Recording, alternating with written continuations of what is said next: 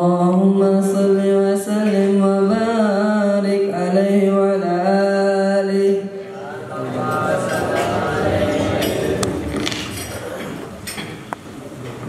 بشرى لنا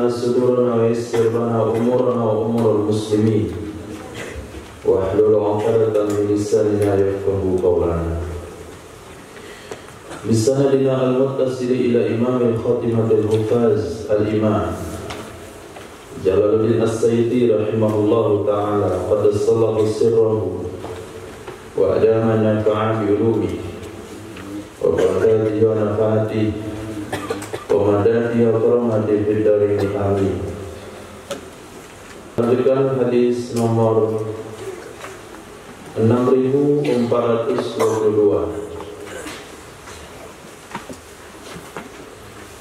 Diriwayatkan oleh Imam Ibnu Hibban. Dan hadis ini juga ada dalam kitab Sunan Ibnu Majah. Dari Sayyidina Abi Hurairah radhiyallahu anhu. Sayyidina Rasulullah sallallahu alaihi wasallam bersabda, "Kun wari'an."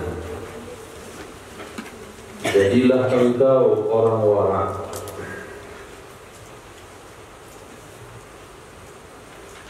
Takun a'badan nas. Niscaya engkau akan menjadi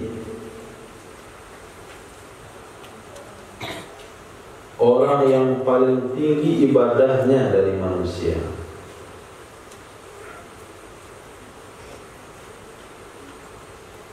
Niscaya kamu akan menjadi orang yang paling tinggi ibadahnya dari manusia. Wa kun qani'an. Jadilah kamu orang yang qanaah. Takun, niscaya kamu akan menjadi asqarun nas, orang yang paling bersyukur dari kalangan manusia. Wa ahibba linnas, dan cintailah bagi manusia ma tuhibbu, sesuatu yang engkau cintai, li nafsik, untuk dirimu. Takun mu'minan, niscaya kamu akan menjadi orang yang beriman. Wa ahsin, dan baguskanlah, perbaikilah, baikilah, baguskanlah, mujawarata, bertetangga, manjawarata, orang-orang yang bertetangga denganmu, takun muslimah, niscaya kamu akan menjadi orang Islam. Wa akillah dhahik, dan sedikitkanlah tertawa. Wa akillah bil amr, sedikitkanlah tertawa. Fa inna kasratad dhahik, maka sesungguhnya banyak tertawa, tumitul qalba, akan menyebabkan matinya hati. Ada 5 pesan Nabi di sini untuk menjadi ahli ibadah, yaitu dengan memiliki sifat wara'.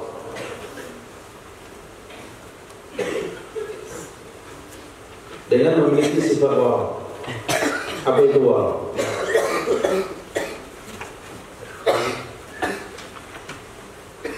Apa itu wara'?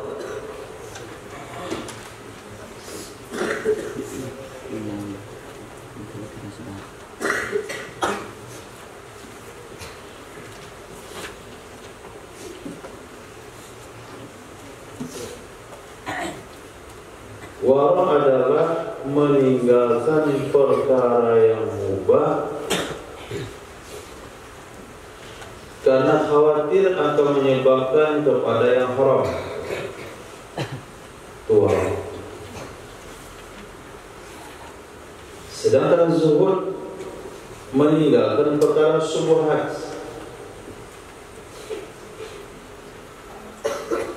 Wara' lebih tinggi pada zuhud.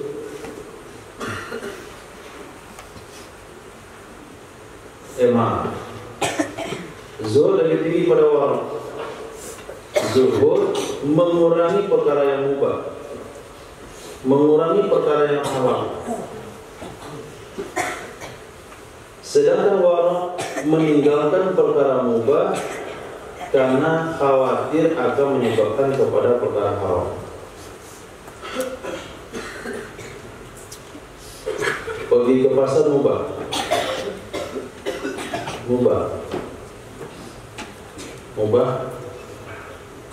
tapi dia nggak mau pergi ke pasar kalau nggak ada keperluan, karena bisa saja banyak di pasar itu perkara yang nggak boleh dilihat. Itu disebut wara'. Jadi kalau dia tidak punya keperluan, dia nggak mau. Kalau minta temani beli sesuatu, dia nggak mau pergi. Seperti Imam Junaid al-Baghdadi diajak ke pasar oleh gurunya, beliau nggak mau karena nggak ada keperluan. Tapi setelah beliau pergi dengan gurunya, ditanya, apa yang kamu lihat? Nggak ada yang saya lihat. Jadi guru pada Imam Junaid al-Baghdadi ingin memastikan tahap zikir orang ini, tahap zikir Imam Junaid al-Baghdadi ini sudah sampai pada makom yang diperlukan atau makom yang diinginkan atau belum. Jadi makom zikir seseorang, walaupun dia pergi ke tempat maksiat, tapi dia seolah tidak melihat apapun. Ini yang diinginkan oleh guru pada Imam Junaid al-Baghdadi. Tapi kita bukan dalam rangka tarbiyah, kita bukan dalam rangka mentes sesuatu sudah jadi atau belum, tapi kita tinggalkan perkara-perkara mubah supaya tidak terlibat kepada perkara haram. Kaki. Nah,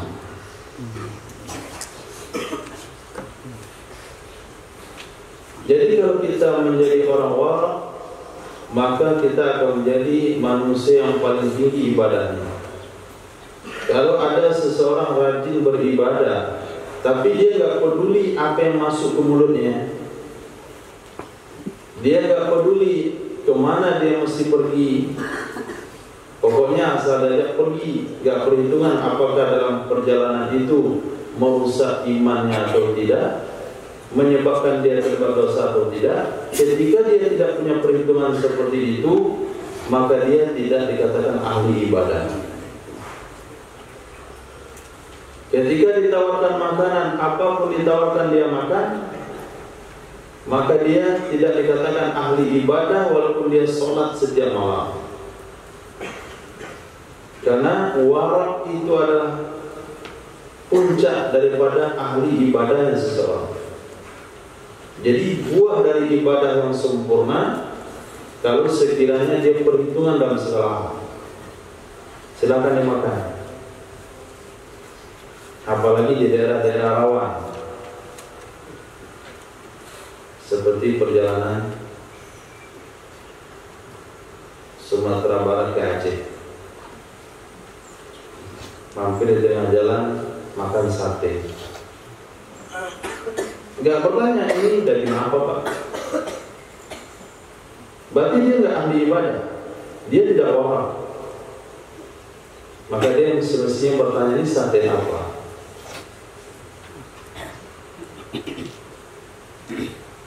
Baru-baru kemarin itu, bukan baru-baru, sudah lama, ada orang makan bakso dari daging tikus. Nah, ada sate baby sepengaruh penari itu tangkap. Itu di Padang masih. Nah, sebelum makan sate tanya, daging apa? Daging pokoknya. Daging apa dulu? Daging hari Ahad. Nah, tidak dimakan. Daging hari Ahad tuh yang diburu di hari Ahad. Baby. Sosis dimakan. Nggak tahu daging apa. Pergi ke mall beli daging impor dari Eropa, ini daging impor, kita nggak mau yang lokal, mau yang impor. Nah, itu orangnya tidak warak. Jadi warak itu menjaga kehati-hatian, selalu berhati-hati tentang apa yang akan merusak imannya, ibadahnya, agamanya. Nanti Rafid sama Sultan akan berangkat 40 hari ke Bali dan boleh dibiayai tiket bolak-balik. Mau? 40 hari ke Bali mau? Mau? Enggak warak. Enggak warak. Orang-orang mengatakan enggak mau saya. Yang turun ke Bali itu cukup orang-orang berusia 70 tahun ke atas saja. Saya maunya kalau turun itu ya ke Aceh, ke Jawa Barat. Loh kenapa? Tahu kan Bali bagaimana? Berarti dia orang. Tapi kalau dia nggak perhitungan perjalanan, apakah dalam perjalanan merusak iman atau tidak, berarti dia nggak orang.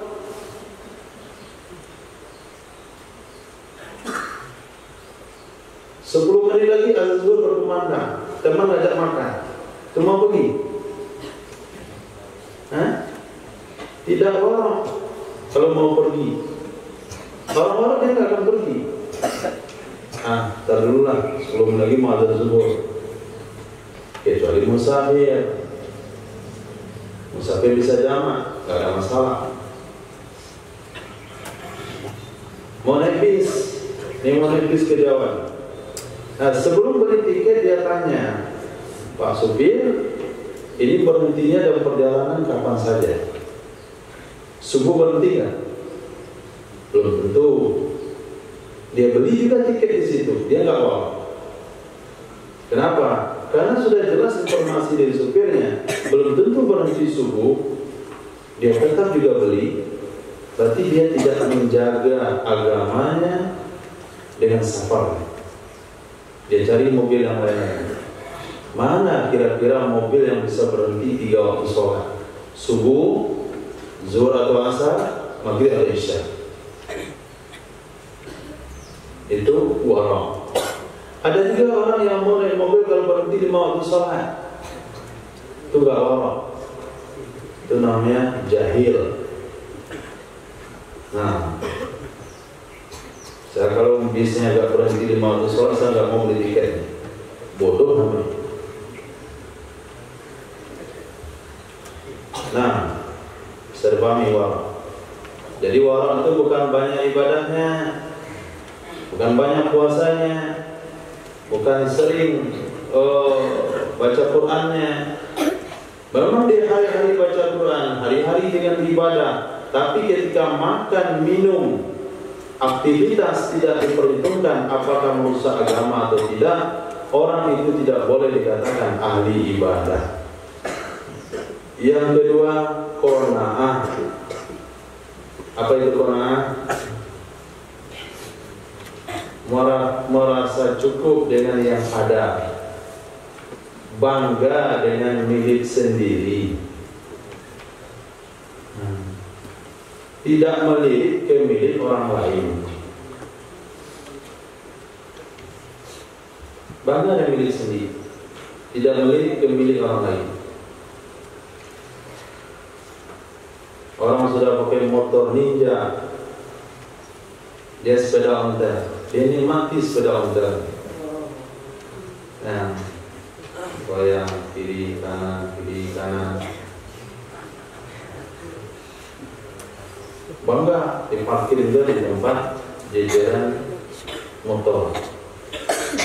Nah, ini kan sepeda juga, itu bermotor ini nggak bermotor. Bangga. Ini kan ada sebagian daripada masyarakat muslim kita, kalau seseorang sudah keluarkan barang-barang berharganya, barang-barangnya bisa kantong. Kenapa kamu sembunyi handphonenya? Malu. Nah, berarti tidak qanaah. Harus bangga dengan milik sendiri. Gak perlu berdiri kepada milik orang lain. Pasti kita akan menjadi orang bersyukur, orang yang sangat bersyukur kepada Allah karena dia bangga dengan apa yang diberi oleh Allah Subhanahu wa taala, karena dia ridho dengan pemberian Allah Subhanahu wa taala. Orang dengki itu adalah orang yang mengurus pekerjaan Tuhan. Orang dengki, dia mempertanyakan perbuatan Allah. Wahai Allah, kenapa kamu kasih dia banyak, saya kok sedikit? Sebulan banyak, saya kok sedikit? Sebulan banyak, saya kok sedikit? Kata Allah, apa urusan kamu? Saya punya. Maka orang yang tidak bersyukur itu sangat dibenci oleh Allah Subhanahu wa taala. Kenapa? Karena mengatur-ngatur orang lain tentang hak miliknya.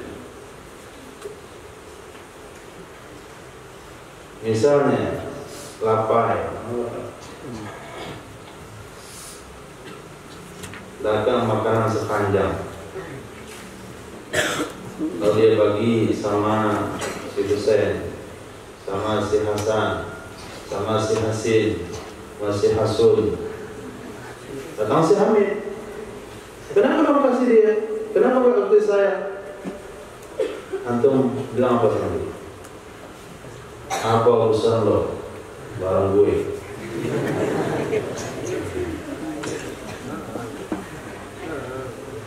Bagi orang dengki, orang yang tidak qanaah, berarti mengatur Allah. Allah sangat benci sekali sama orang-orang yang mengatur-ngatur begitu. Karena Allah sudah tahu, saya lebih tahu dari kalian. Saya tahu, kalian tidak tahu. Wallahu ya'lamu wa antum la ta'lamun. Allah tahu, kalian tidak tahu. Jadi orang yang tidak bersyukur berarti orang-orang yang termasuk orang-orang yang mengatur kebijakan Allah Subhanahu wa taala. Tapi kalau orang itu bersyukur, orang senang memberi. Nih, uang 5.000, terima kasih supaya panjang umur, berkah rezekinya, banyak anak, banyak harta, panjang usia, sehat walafiat. Banyak doanya. 5.000 cuma. Yang sebulan kita kasih 20.000. Oke bos.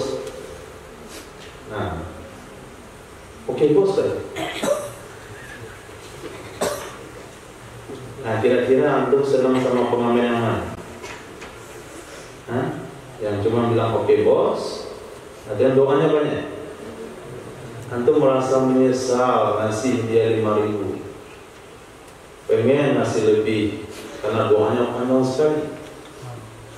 Yang tadi itu pengen ngambil lagi karena dia tidak berterima kasih.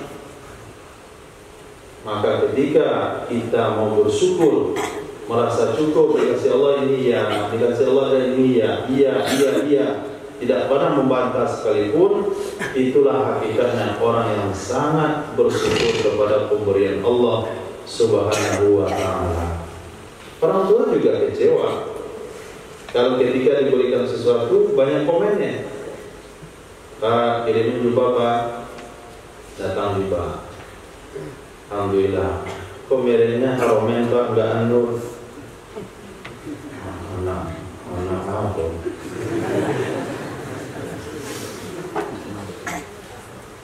Bapaknya pun udah. Besok lagi Pak, kirimin jubah lagi Pak, jubah saya hilang. Gimana hilangnya? Di Cinangki. Oh bukan, di masjid itu, Masjid Agung tinggal. Selama agak bangang-bangang dikit gitu. Diberikan jubah oleh bapaknya lagi. Anur mirip. Pak kenapa? Anur yang ini Pak, enggak anur yang itu. Yang premium dong. Itu kalau ngomong ke bapaknya langsung ditonjol, masuk gigi anak kita. Anak nggak tahu diuntung. Itu baru 2 kali. Baru 2 kali dia merasa tidak puas dengan pemberian orang tuanya. Dia ngomong begitu. Begitu juga kalau kamu datang ke rumah, tuh bayangkan. Hidangkan kopi, kata dia. Apa ibana? Mahal dulu sekolah. Tak kasih dia pula. Mani bana. Dia betes. Ambil kopi itu tuangkan ke kepala.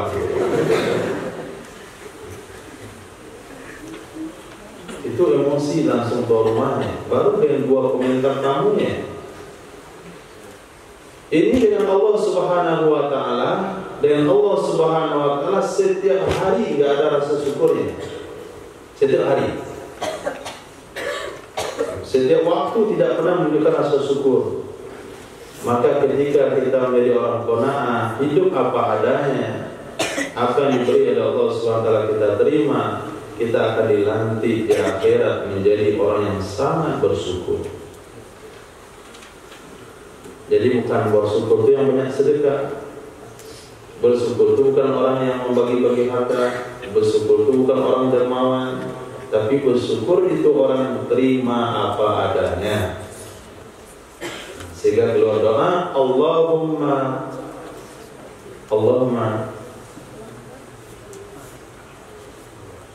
apa bunyi doanya? Bima qasamta lana Wardina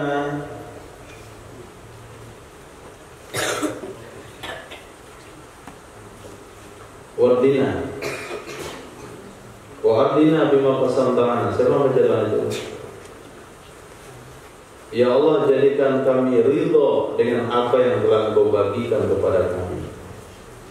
Wa hibba linnas ma tuhibbu li nafsik.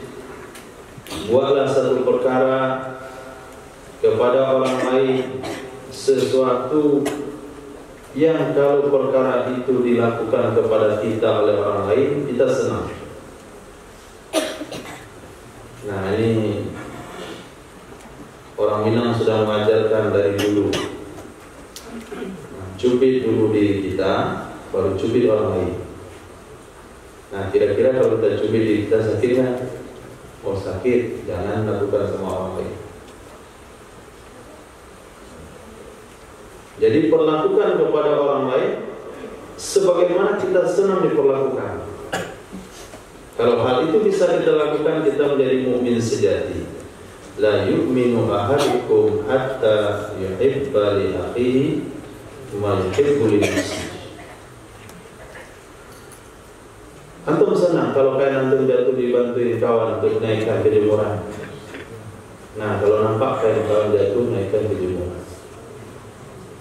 Antum senang kalau barang antum tinggal ada orang lain mengingatin untuk dibawa.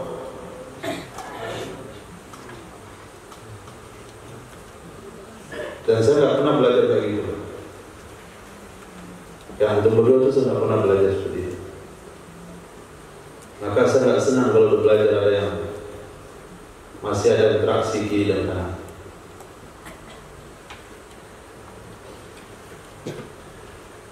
Nah, antum senang ketika menerima makanan dari orang lain. Kita kasih juga makanan kepada kawan. Antum senang ketika mendapatkan pinjaman barang daripada orang lain. Kita berikan barang kita pinjamin sama orang lain kalau ada yang memerlukan. Maka kalau punya prinsip seperti itu, dia sudah punya iman. Tapi kalau nggak peduli dengan urusan orang lain, itu urusan dia. Mau tinggal barang dia, urusan dia. Mati dia bukan saya. Siapa nggak kenal apa-apa. Berarti nggak punya iman. Tidak punya iman. Kalaupun kita sudah terjebak dalam satu perkara, jangan pernah kita berharap orang lain terjebak. Misalnya pengendara mobil, bagaimana jalan bersolok lewat situ lancar banget. Pas itu terjebak macet. Kenapa nggak kamu mesti tahu? Mana mungkin saya terjebak macet sendiri. Barang-barangnya kan enak. Nanti dia nggak punya iman. Jadi walaupun dia terjebak macet, dia akan kasih tahu sama kawannya, sini macet, saya sedang terjebak macet. Kalau kamu ke sini terjebak macet juga, carilah jalan lain. Akhirnya kawannya cari jalan pintas. Mati.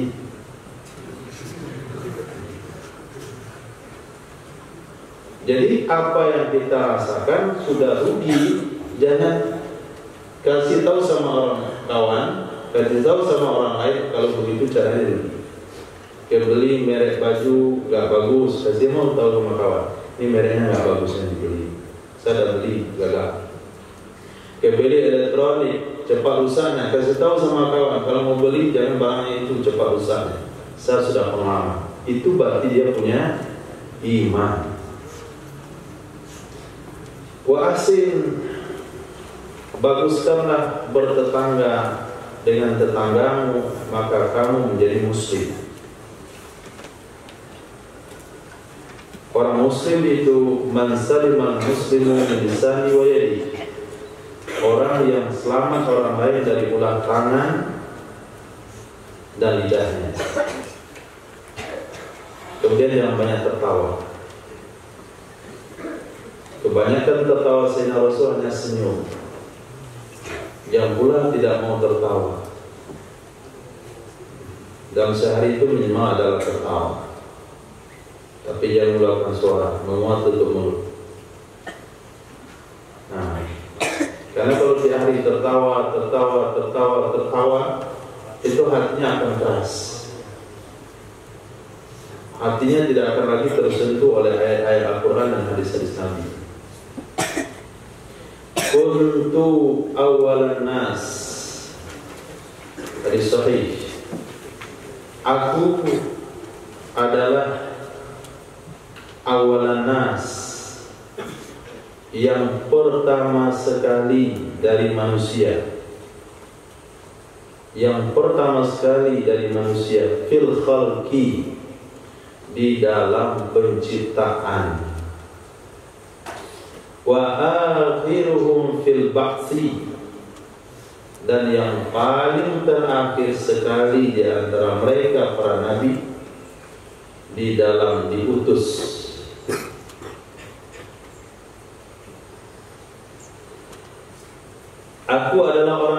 sekali fil khalqi di dalam penciptaan, dan yang terakhir kali di antara mereka di dalam berbangkit. Maaf, di dalam diutus menjadi nabi dan rasul. Ini hadis yang antum baca di dalam rawi, dia ulami di antaranya, wa kuntu nabiyan wa adamu fiturab. Itu hadisnya Jabir. Apa bunyi rawinya? Dan apa? Siapa yang biasa baca itu? Sayyidina Jabir bin Abdullah radhiyallahu anhu berkata kepada Nabi, lalu Nabi menjawab, wa kuntu nabiyyan wa Adam fil turab. Saya sudah jadi nabi, Nabi Adam masih dalam bentuk tanah. Jadi yang pertama sekali makhluk yang Allah ciptakan adalah Sayyidina Rasul. Semuanya Nabi pertama kali diciptakan, tapi bukan jasa, tapi nur. Maka nur Sayyidina Rasul diciptakan oleh Allah sebelum menciptakan semuanya. Belum ada langit, belum ada bumi, Allah ciptakan nur Sayyidina Rasul. Maka dari nur itulah Allah ciptakan yang aku, berkah nama yang ada di samping namamu. Wahai Adam, kenapa kamu ngomong begitu? Karena saya lihat namanya digandengkan dengan namamu di tiang arsy. Kalaulah bukan orang yang mulia, tentu tidak akan kamu gandengkan namamu di samping namanya. Namanya di samping namamu. Akhirnya Nabi Adam diterima taubatnya oleh Allah Subhanahu wa taala. Itu salah satu penafsiran ulama ayat yang berbunyi fatalaqqa Adamu min rabbi kalimatin fataba alaihi. Nabi Adam bertemu beberapa kalimat dari Tuhannya, yaitu Muhammadur Rasulullah. Allah terima taubat Nabi Adam alaihissalam. Lalu Allah katakan, wahai Adam, tahukah kamu siapa dia? Dia adalah salah satu keturunanmu. Laulahu ma khalaqtul aflaq. Kalau bukan karena dia, aku gak ciptakan langit bumi ini. Tapi karena aku mencintainya, karena aku menyukainya, aku ciptakan langit dan bumi karenanya. Maka dari nur Nabi Muhammad diciptakan langit dan bumi. Dari nur Nabi Muhammad diciptakan manusia dan makhluk-makhluk yang lainnya. Maka Nabi bersabda, aku adalah manusia pertama diciptakan sebelum Nabi Adam diciptakan. Tapi aku adalah manusia terakhir dikirim oleh Allah Subhanahu wa taala menjadi nabi. Maka nur Nabi Muhammad diletakkan di dalam sulbi Nabi Adam, kemudian tulis ke bawah kepada anak cucunya, masuk dalam sulbi Nabi Nuh alaihissalam. Maka kata ulama, Allah selamatkan kapal Nabi Nuh karena di dalamnya ada nur Nabi Muhammad sallallahu alaihi wasallam. Tidak terbakar Nabi Ibrahim dari kobaran api Namrud karena di dalam sulbinya ada nur Sayyidina Muhammad sallallahu alaihi wasallam. Allah selamatkan Nabi Musa karena di dalamnya ada nur Sayyidina Muhammad sallallahu alaihi wasallam. Allah selamatkan Nabi Ismail, tidak mampan ditebas, disembelih karena di dalam sulbinya ada nur Sayyidina Muhammad sallallahu alaihi wasallam. Itu namanya pengajian nur. Nah sekarang ketika Nabi bertanya ketika Jibril bertanya kepada Nabi Muhammad, wahai Muhammad, mana mulia aku daripada kamu? Nabi Muhammad katakan, mulialah aku karena engkau diutus untukku, kamu dikirim untukku. Lalu ditanya, mana lebih mulia agama dari dirimu? Nabi Muhammad bilang, lebih mulia agama karena aku diutus untuk agama. Maka sunnah Sayyidina Muhammad SAW lebih mulia daripada Nabi itu sendiri. Maka orang yang di dalam dirinya ada sunnah Nabi, ada Nur Muhammad di dalam dirinya. Itu sebabnya tetangga Habib Gandul tadi malam tes. Kenapa mondok sini Pak? Dia pernah mondok sini. Kenapa dia pengen mondok sini? Dia lihat Habib pulang setiap bulan pakai gamis. Itu namanya nur.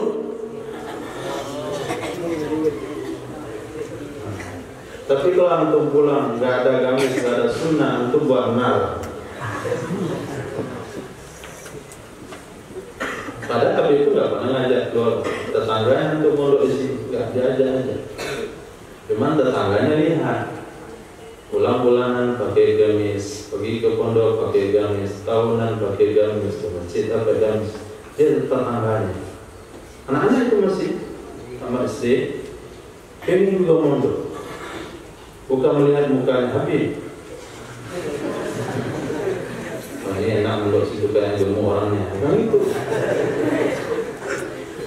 Lihat jubahnya. Itu baru satu nur sunnah. Apabila antum pakai sunnah secara total, kukunya, celahnya di malam hari, jubahnya, sorbannya, makan, minumnya, ucapannya, ibadah solatnya, maka dia akan membawakan nur kepada sekitarnya. Ada yang nggak jadi mondok ke sini itu siapa? Yang pengen mondok ke sini. Nah, kenapa pengen mondok ke sini? Karena melihat sorban santri Darul Hijrah. Lihat sorbannya. Ada yang antara anaknya di sini pengen mondok ke sini karena melihat antum pergi ke markas putih pakai sorban. Kok bisa membuat orang tertarik? Karena ada nur dalam sunnah. Tapi kalau sorban nggak ikut sunnah, ekornya panjang-panjang nggak jelas begitu, baju keriting nggak gorden, bau afif kayak kakui, nggak ada orang tertarik dengan sunnah. Itu bukan sunnah itu namanya. Sorban ke korban, sholat asalan, Allah. Siapa yang mau ikut sholat aja malas? Kalau gagah, Allah, oh kan gagah. Allah. Gak ada orang tertarik sama Islam begitu.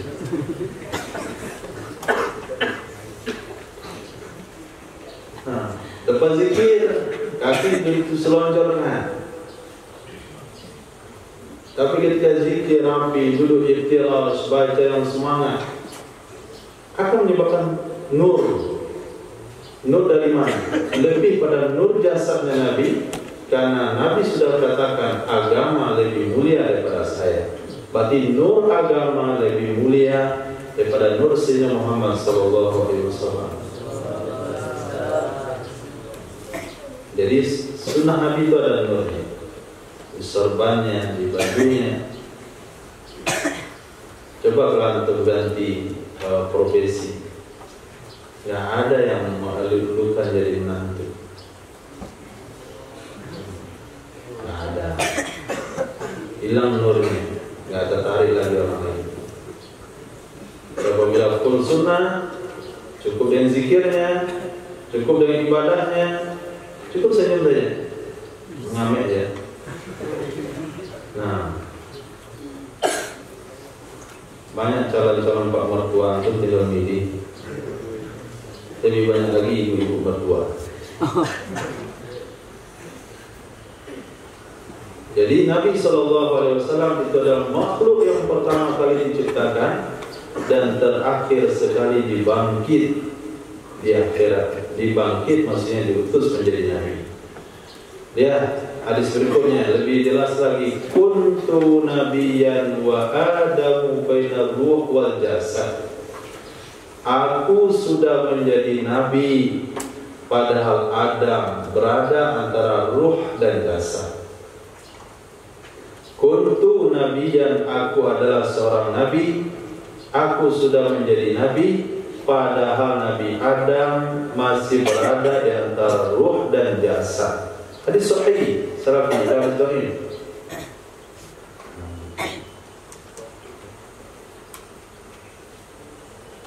Jasad Nabi Adam dibuat dari tanah, ruh belum lagi ditiupkan ke dalam jasad. Di saat itu Sayyidina Muhammad sudah jadi nabi.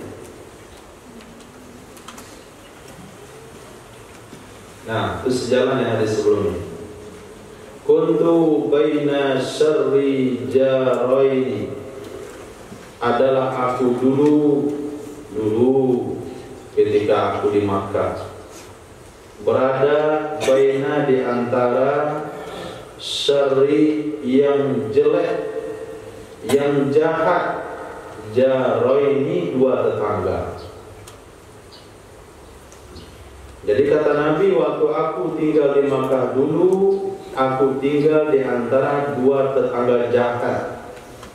Di sebelah kanan, sebelah kiriku rumahnya, kedua-duanya orang jahat. Siapa dia? Abi Lahab satu. Yang kedua Uqbah ibni Abi Mu'ayyid. Apa pekerjaan dua orang tetangga Nabi ini? Laknatullah alaih. In kana, jika adalah kedua-duanya, si Abu Lahab dan Uqbah bin Abi Mu'ayyid, layatiyani, sungguh mendatangkan kedua-duanya, bil kurus, dengan kotoran-kotoran onta, fayatrahaniha, lalu melemparkan kedua-duanya, ala babi, di atas pintuku. Fayatrahaniha, lalu melemparkan kedua-duanya akan yang kotoran onta di depan pintu. Setiap pagi Nabi keluar salat subuh mesti membersihkan pintu dari kotoran onta.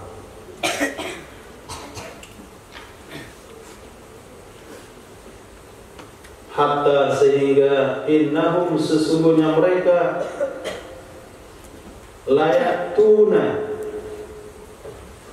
mereka artinya penduduk Makkah, karena seringnya si Abu Lahab sama Uqbah bin Abi Mu'ayyid membuang kotoran di depan pintuku, sehingga sesungguhnya mereka penduduk Makkah layatun, ikut-ikutan.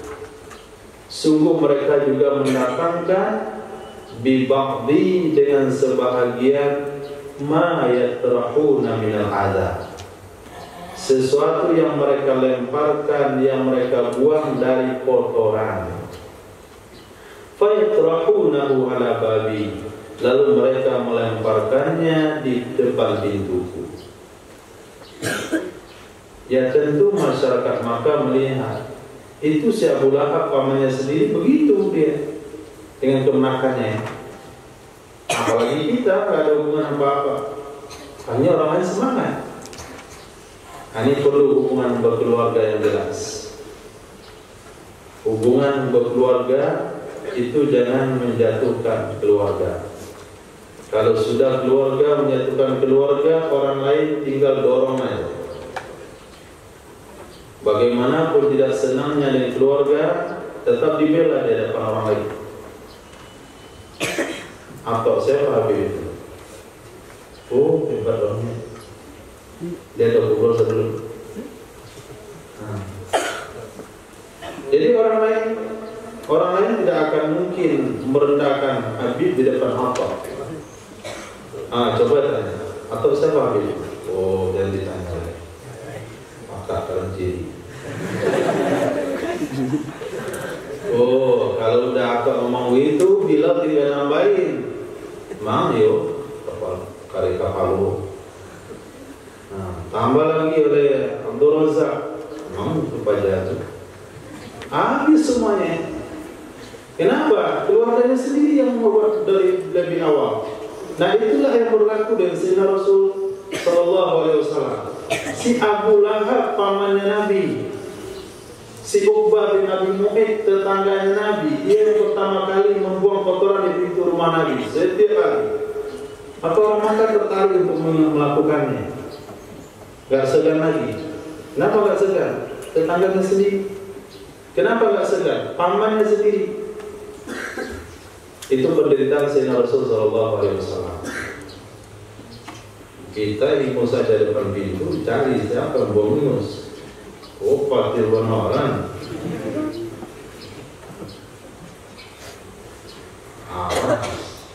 Parkir orang. Ini kotoran mentah. Nah, tapi Sayyidina Rasul Sallallahu Alaihi Wasallam tetap baik dari tetangganya, tetap mendoakan bagaimana dapat hidayah. Tapi karena takdir Allah, si Abu Lahab memang telah divonis ahli neraka, gak ada jalan untuk berhidayah. Hadis berikutnya Nabi bersabda, "Kuntu adalah aku dulu min aqalinas, dari yang paling sedikit dari manusia, yang paling sedikit dari manusia fil jima'i, pada jima, yang paling sedikit dari manusia pada jima.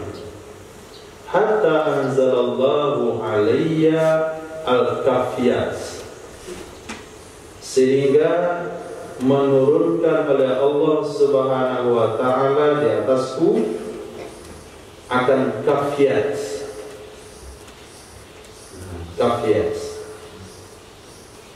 Fama uriduhu,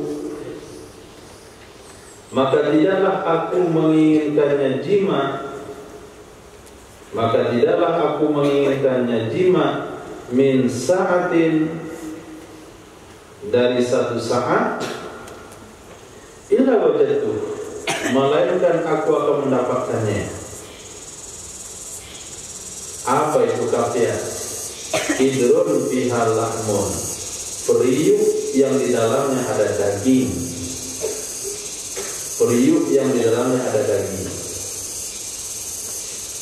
Nah, ini tidak bisa untuk dapatkan, karena ini langsung dari langit.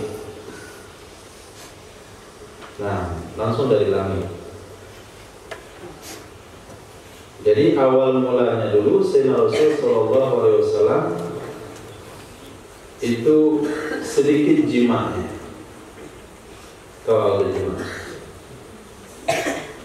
Kemudian Allah turunkan kafiyat, turun dari langit, periuk ada dagingnya. Kemudian Nabi konsumsi itu, akhirnya Nabi sabdakan, tidaklah aku ingin, melainkan aku dapati.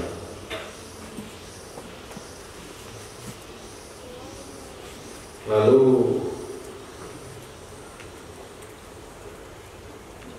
Hanif Pariyama melakukan penelitian tentang hadis ini. Apa itu kafiyah? Oh, ini bendanya diciptakan apa kuat.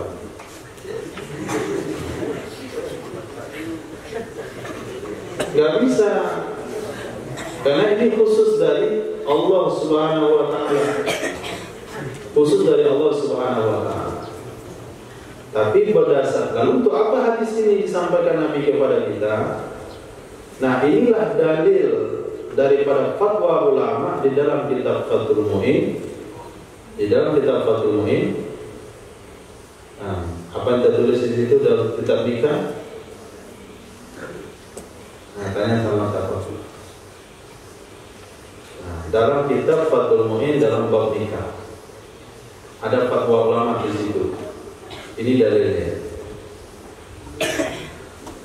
Jadi kalau saya jelaskan itu nggak mengerti. Saudara, kuntu nahaitukum, adalah aku dulu dah lama.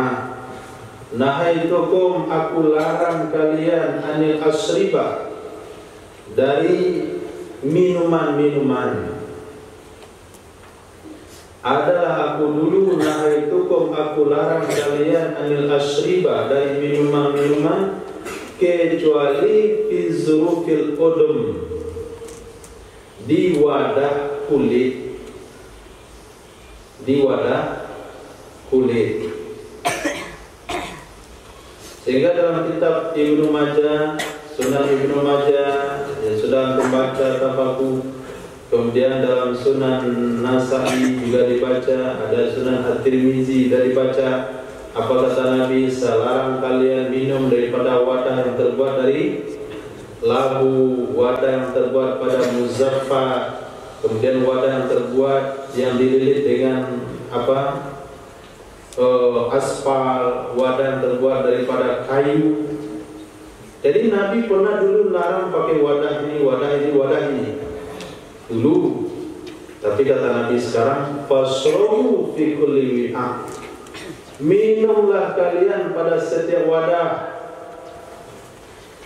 minumlah kalian pada setiap wadah. Apakah terbuat dari melamin, dari keramik, dari kaca, dari plastik, dari kayu, dari batu.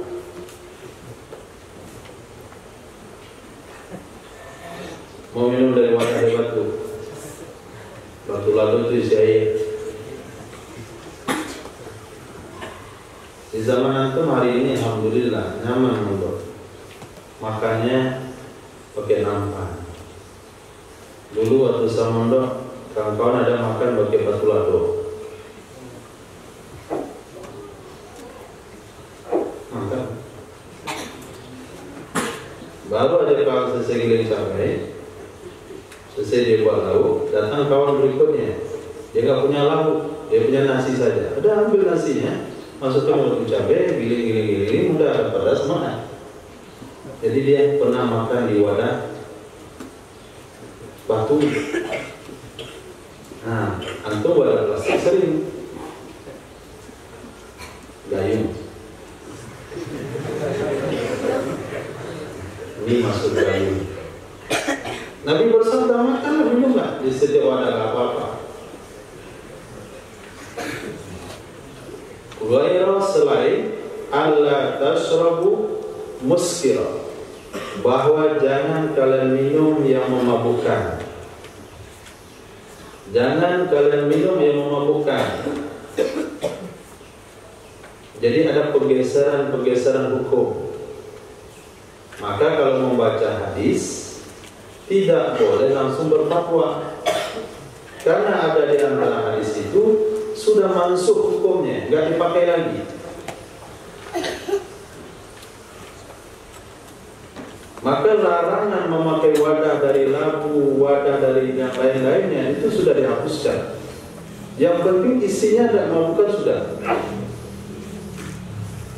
Antum pernah lihat wadah dari labu? Pernah? Pernah?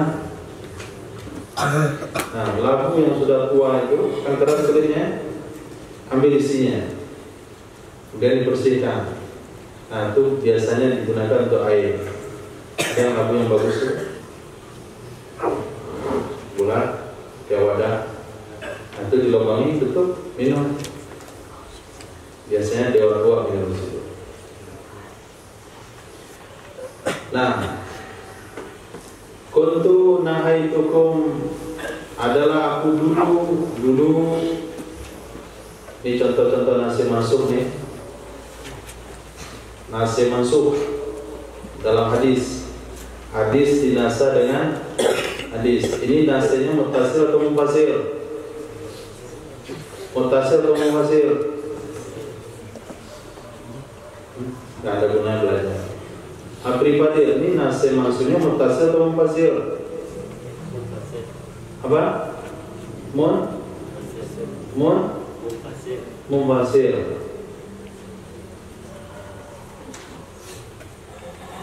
Habis, muttasil munfasil. Gak tahu, sama. Pertama gak tahu. Ini gak belajar. Hasilnya sama, gak tahu. Kenapa aneh?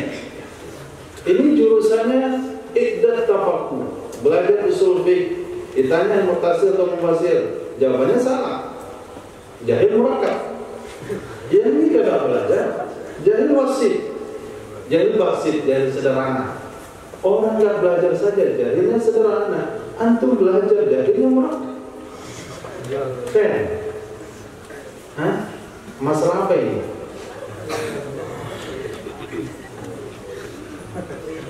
Tanya Zahra. Muttasil munfasil? Hah? Apa? Pastilah ada dua. Kalau tidak salah munfasil pasti mustatil. Bukan karena benar itu. Karena memilihnya dua. Di dalam kitab usul fikih dikatakan nasih dan mansuh. Nasih dan mansuh ada dua, ada muttasil, ada munfasil. Muttasil nasih mansuhnya dalam satu kalimat. Munfasil nasih mansuh berbeda kalimat. Ini dalam satu kalimat ini. Nah, kuntu nahaitukum adalah aku dulu aku melarang kalian an luhumil adhahi dari daging korban. Aku melarang kalian dari daging korban, artinya dari memakannya. Fawqa thalas, lebih 3 hari. Jadi yang berkorban hanya boleh makan daging korbannya 3 hari. Enggak boleh lebih. Untuk apa? Lihat tasi'a Daud tauli, supaya memberikan kelapangan. Lihat tasi'a, supaya memberikan kelapangan Daud tauli oleh orang-orang yang punya kemampuan, yaitu orang berkorban, ala man la taulalah, atas orang yang tidak ada kemampuan baginya. Atas orang yang tidak ada kemampuan baginya. Itu dulu di zaman awal-awal Nabi ke Madinah. Di zaman awal-awal diwajibkan ibadah korban. Hanya sekian sahabat yang berkorban. Maka yang berkorban makan 3 hari, yang lain dibagi supaya kebagian semuanya. Kalau sekarang karena daging korban sudah banyak, Nabi saja berkorban 100 ekor unta di Hajjatul Wada. Fakulu ma badalakum, maka makanlah sesuai yang terlintas di benak kalian. Makanlah sesuai yang terlintas di benak kalian. Dia korban 1 ekor sapi, lalu dibagikan 1 kilo kepada tetangganya, sisanya dimasukkan dalam freezer, dia makan sampai korban tahun depan. Silakan, nggak dosa, sah korbannya. Cuma pahala sedekahnya berkurang, cuma sedekah 1 kilo. Wa'atimu, makanlah kamu. Wa'atimu, beri makanlah oleh kalian. Wadakhiru, dan simpanlah oleh kalian. Terserah kalian lah, mau makan berapa, mau kasih berapa, mau simpan sampai kapan. Hadis sahih. Kuntu nahaitukum an ziyaratil kubur, adalah aku dulu aku melarang kalian dari ziarah kubur. Salafi. Nah, Nabi melarang ziarah kubur itu dulu. Sekarang enggak lagi dilarang. Fazurul kubur, ziarahilah oleh kalian akan kubur. Ziarahilah oleh kalian akan kubur. Apakah itu kuburnya para ulama, apakah kuburnya wali-wali, atau kubur keluarga, atau kubur saudara? Fa innaha, maka sesungguhnya ziarah kubur tuzahidu fid dunia, akan membuat kamu zuhud di dunia. Wa tuzakirul akhirah, kamu akan mengingat akan akhirat. Kamu akan zuhud dengan dunia, kamu akan mengingat akhirat. apalagi yang kita ziarahi kubur orang-orang ternama, orang terkaya di Sumatera Barat mati, kita ziarah ke kuburnya.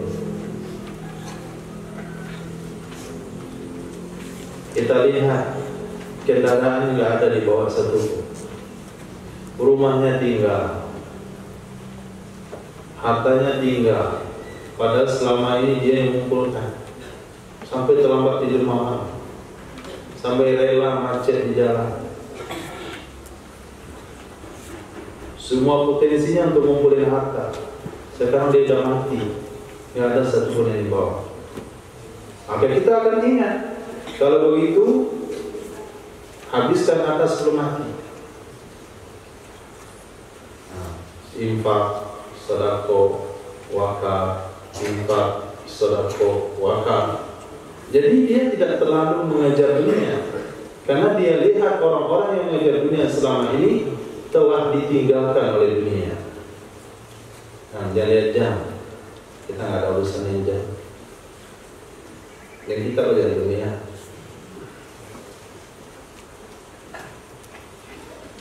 Terakhir, langsung naik nafas. Kuntu nahaitukum adalah aku dulu ziaratil kubur. Hadisnya sama dari ziarah kubur. Ala ketahuilah fazuruha, maka ziarahilah oleh kalian akannya kubur. Fa innaha, maka sesungguhnya kubur turikul qalba, akan membuat lembut hati, akan membuat lembut hati.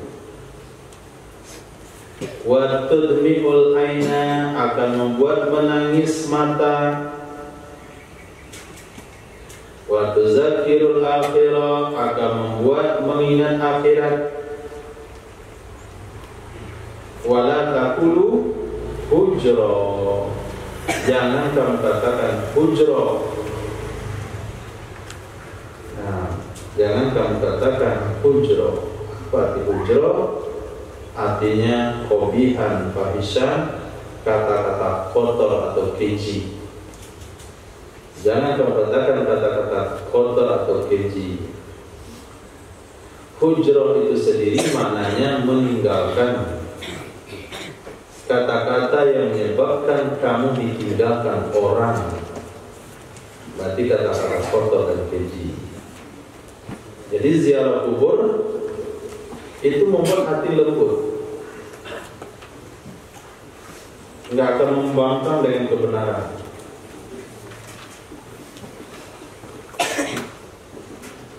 Akan menerima masukan-masukan kebaikan. Karena kita tahu suatu saat kita juga akan ada dalam posisi yang sama. Suatu saat kita akan dengar berita Habib Zaki, Habib Rizki, inna lillahi wa inna ilaihi raji'un, telah berpulang ke rahmatullah. Bapak Habib Rizki, kan nggak bilang bapak lama lagi. Bapak Habib Rizki dalam usia 70 tahun, sama kan? Dalam usia 70 tahun, dalam keadaan husnul khotimah, meninggal sedang imamil sholat subuh. Bagus itu. Itu pengumuman itu akan ada satu saat. Maka Sayyidina Umar katakan, kalau hari ini kalian mendengar pengumuman si fulan telah meninggal, inna lillahi wa inna ilaihi raji'un. Ada satu masjid jengkal kali kita dengarkannya, inna lillahi wa inna ilaihi raji'un, inna lillahi wa inna ilaihi raji'un, inna lillahi wa inna ilaihi raji'un. Tadi mana dia dapat alasan itu 3 kali itu? Sunnah meninggal 3 kali, telah berpulang ke rahmatullah si fulan 6 kali. Inna lillahi 3 kali. Tidak ada sunnahnya begitu. Sunnahnya sekali saja, tidak ada sunnahnya 3 kali. Nah, membaca inna lillahi memang sunnah. Assalamualaikum warahmatullahi wabarakatuh. Inna lillahi wa inna ilaihi raji'un. Itu berita apa ini?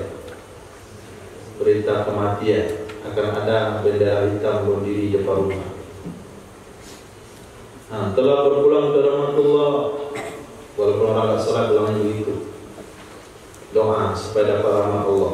Padahal tidak pernah salat orangnya. Preman, mati karena minum keras. Telah berpulang ke rahmatullah. Salah. Mudah-mudahan berpulang ke rahmatullah. Ini yang tinggal gali-gali di masjid. Ingat baik-baik. Kalau ada datang nama, tolong Ustaz umumi, tanya dulu. Ini bapak ini sholat di masjid? Enggak. Di rumah sholat enggak dia? Enggak pernah sholat dia. Nah, pengumumannya begini. Mudah-mudahan kembali ke rahmatullah. Ini enggak telah berpulang ke rahmatullah. Siapa yang bilang kembali ke rahmatullah? Dia sholat aja kagak? Jangan asal umumin. Umumin yang jujur saja. Mudah-mudahan kembali ke rahmatullah. Aneh pengumuman begini ya. Mudah-mudahan 2 hari bertanya sekarang, Pak Imam kenapa pengumumannya beda? Karena saya nggak pasti apakah dia kembali ke rahmatullah atau ke azab Allah.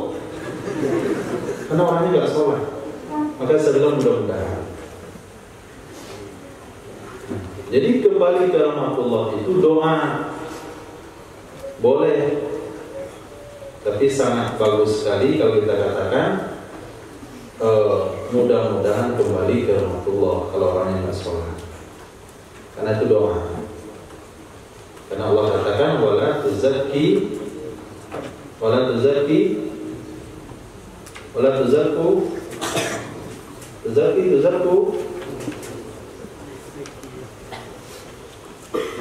ketika salah seorang wanita mengatakan ini telah meninggal dunia, dia salah satu ahli surga.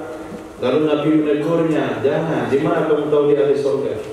Wala yuzakki ba'dukum ba'dan. Jangan mensucikan oleh sebagian kalian akan sebagian yang lain. Nah, dan ziarah kubur akan membuat hati lembut, mata menangis, dan ingat kepada akhirat. Kalaulah seseorang sudah hadir di kuburan, lalu dia tidak ingat dengan kematian, maka Nabi bersabda, tidak ada lagi nasihat yang paling ampuh daripada kematian.